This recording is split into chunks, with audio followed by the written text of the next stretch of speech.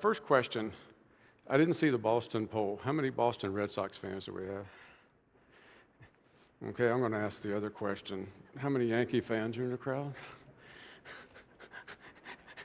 I say that because that's the first thing you do is look at threat intelligence. You look at the threat landscape.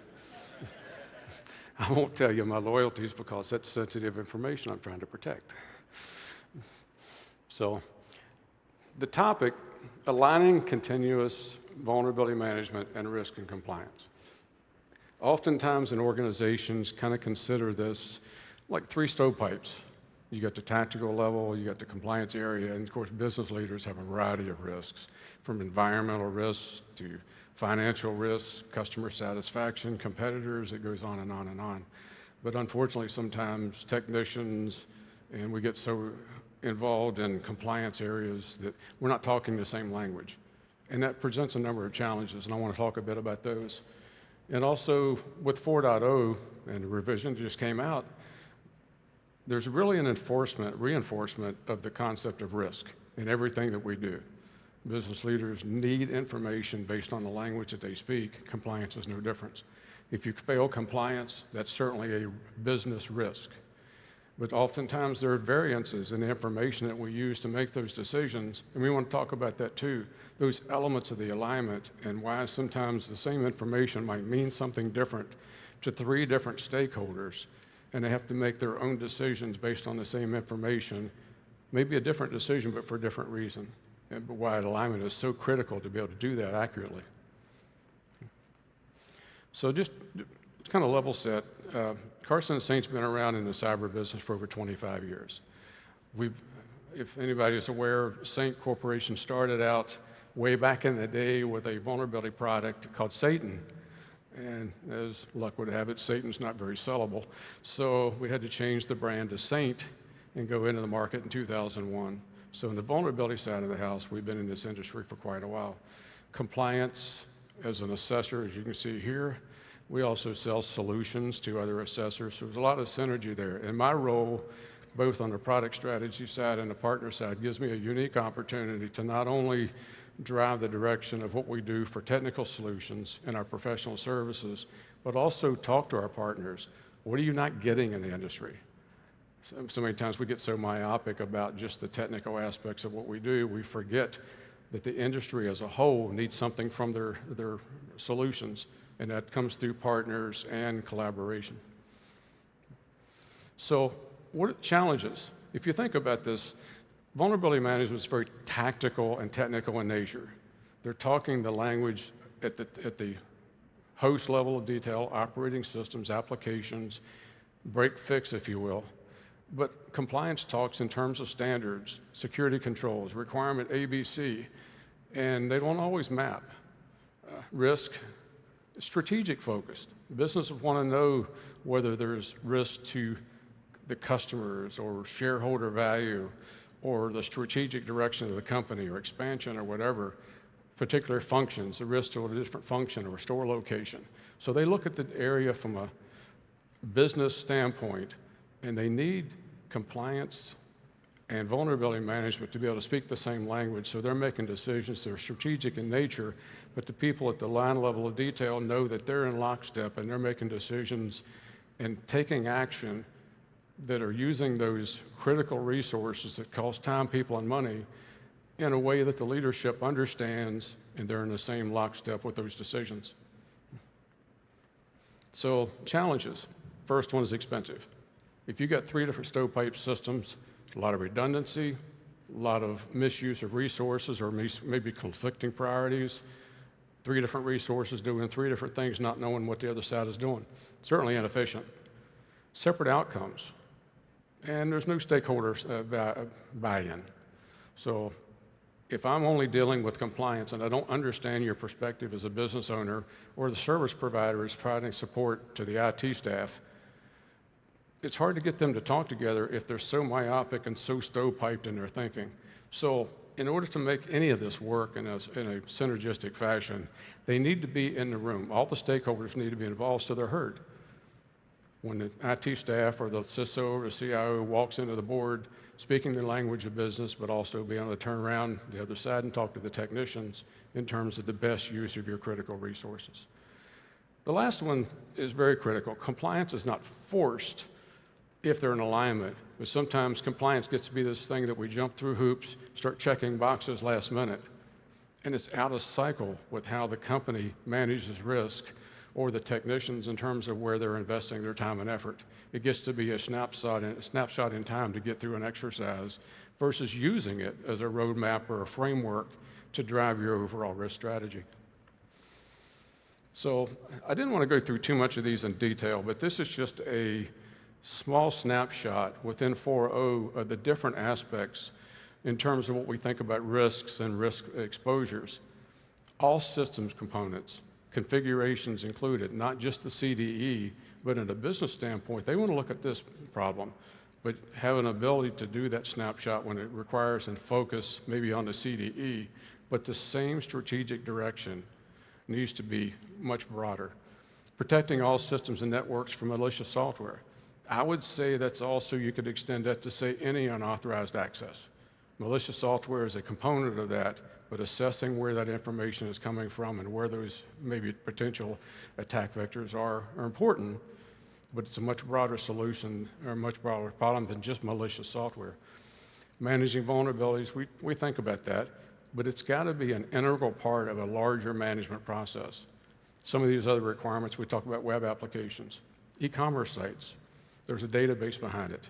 So we start to think about, yes, that's part of the requirements, been there for a long while.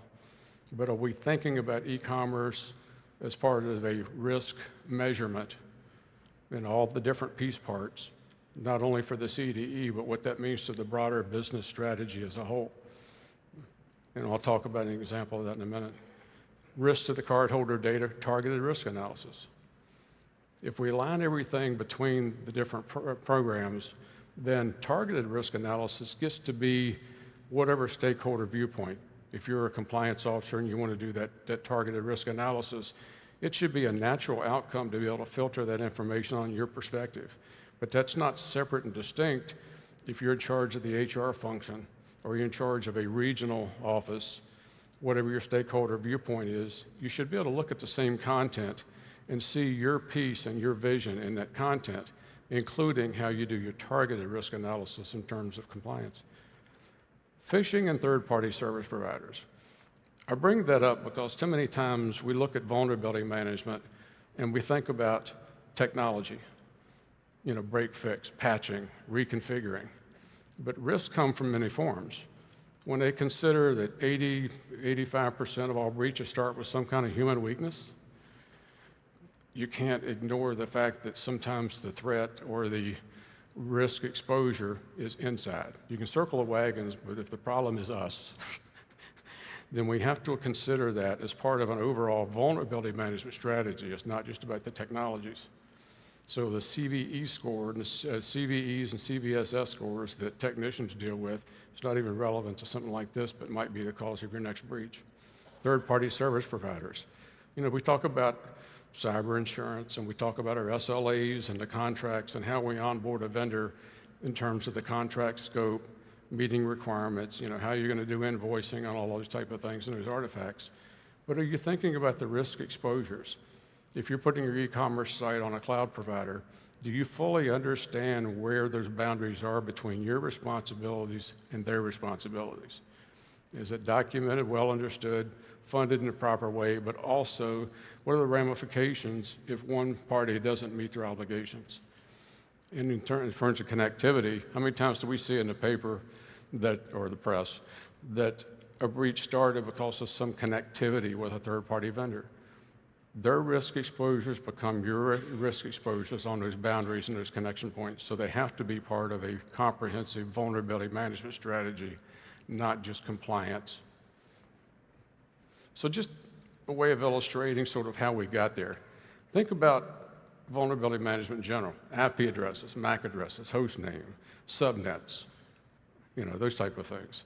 The vulnerability identifier and a severity rating of the vulnerability.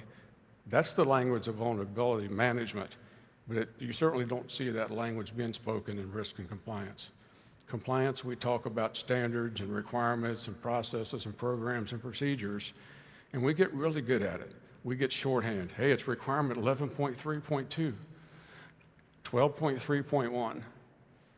You can't go into a boardroom with that necessarily because that turns it into a checkbox exercise. But think about what business talks about. Criticality asset. Does it have sensitive data on it? What functions support?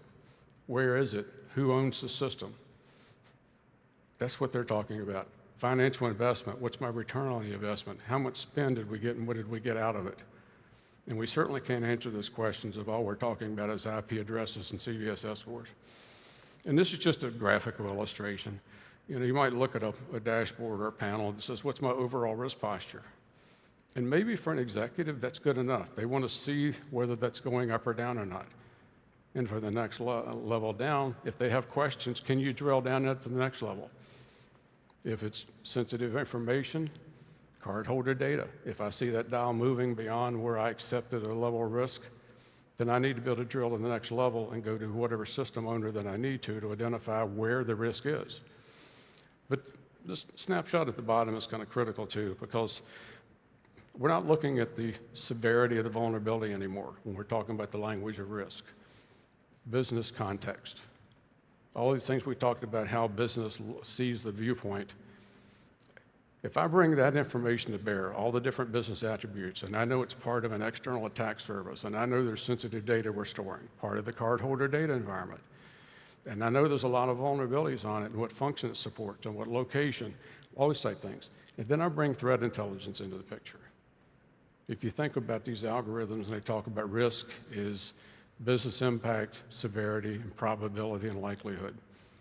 And if you think about requirement 12 of the standard, and they talk about threat intelligence and what you're getting out of it, you have to have context in terms of, I give people the example, if I leave my credit card on the table and I've got a log cabin in the Better Roots of Montana, what's my threat intelligence?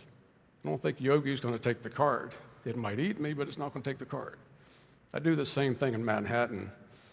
I don't think I'm going to get eaten by Yogi, but a good chance my card's going to get stolen. So it's context. It's threat intelligence to be able to bring all the pieces together to say, what is my threat landscape, but also what's my overall risk posture.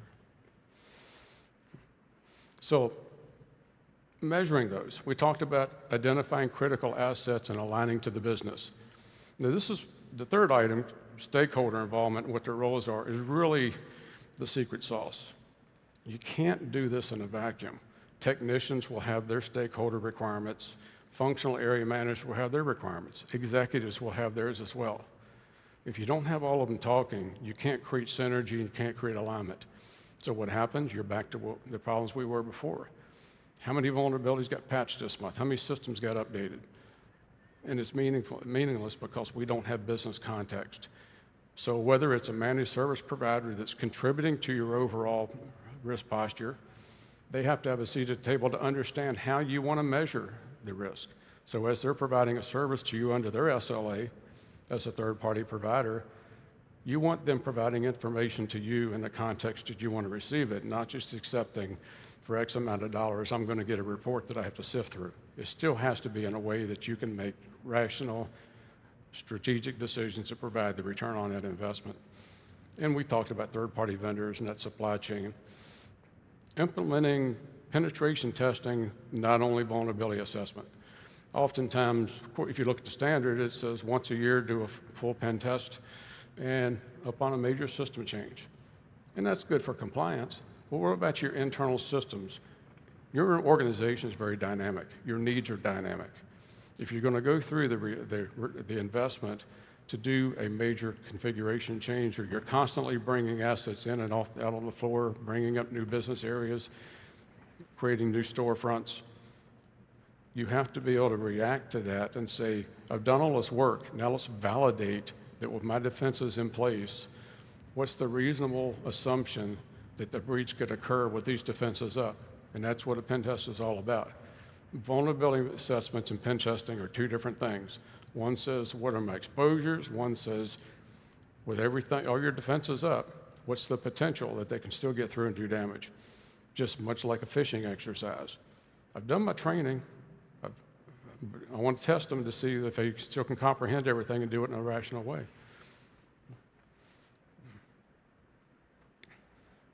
So this is just a further illustration of that. We think about 12.3 when it talks about targeted assessments, and they start talking about threat intelligence and the factors and the likelihood of an impact. So when you're looking at these type of drill downs and we see the risk algorithms that says critical or high, medium, or low, or however you want to categorize it, based on your stakeholder perspective, yes, I want to look at it from a compliance standpoint. I want to look at it from an overall business risk standpoint, or I want to know what I'm supposed to be fixing today as a technician. Perfect example, denial of service. If I'm an ASV and doing an attestation for you, and I find denial of service, the program guide says that's a pass because it doesn't risk the exposure of cardholder data. But if I'm a system owner and I'm running an e-commerce site, or I'm in airlines and I process millions of transactions a day, and I have a denial of service attack, I'm out of business. It's cost millions to recover from that potentially. The difference between business risk impact and compliance and vulnerability management. One looks at the CVSS score, one says, does it pass compliance? The other one says, I'm out of business. Same information, 3 different contexts, 3 different potential decisions, but it has to be done at the risk level because that's your strategic viewpoint. Everything else falls below it. So, benefits. You would hope the benefits of this alignment is the inverse of all the problems, right?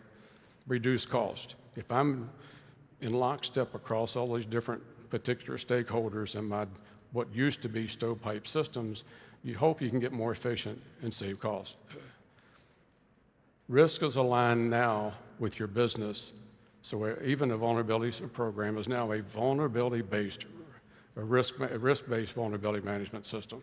So doing a target assessment becomes a natural outcome and more natural than something you have to force feed and do as a separate problem. Eliminating redundancies the same way. Better communication of decision making and response. Time, people, and money are expensive.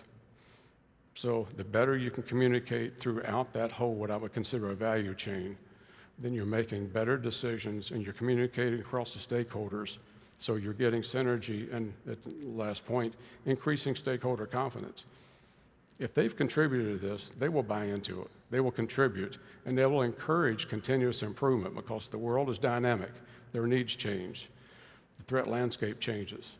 The systems that you interoperate with and the technologies you bring on and the solutions you bring to bear are dynamic. Certainly, continuous improvement is absolutely essential. So, takeaways. The biggest one for me is I've seen a natural, over the last 25 years, a natural progression in the compliance standard is not just a checkbox exercise, but literally a framework.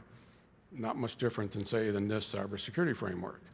It can be used as a benefit, as an asset, a contributor to your developing your own risk management program, not as this isolated thing you do, it's just a mandate. Vulnerability management programs must evolve to be risk-based. It's no longer just the landscape of just the technicians that have to do break fix. It has to be risk-based in a business context. And the last couple of 2, weaknesses come from everywhere. Human weaknesses, third-party vendors, supply chain, they all bring risk to bear, and they have to be included in this. It's not just a technical exercise. And largely, aligning, all of this alignment feeds your targeted analysis. If you're able to do this, and it supports the overall business, then if you're a compliance officer in charge of doing risk assessments, then this becomes more of a natural progression, and it's just your piece of the pie. You are a stakeholder. You can grab your piece, and you're still not talking the language of business, but also supporting not only the mandate, but also the intention of what a targeted risk analysis is all about, ultimately protecting your cardholder data and doing it in a cost-effective manner. So that's all I've got. If you have any questions, inputs, I'd love to hear them. Nope. Okay, well, thank you for your time. We've got a booth at booth 39. We're just about ready to do the reception, so hopefully I'll see you in there. Thank you.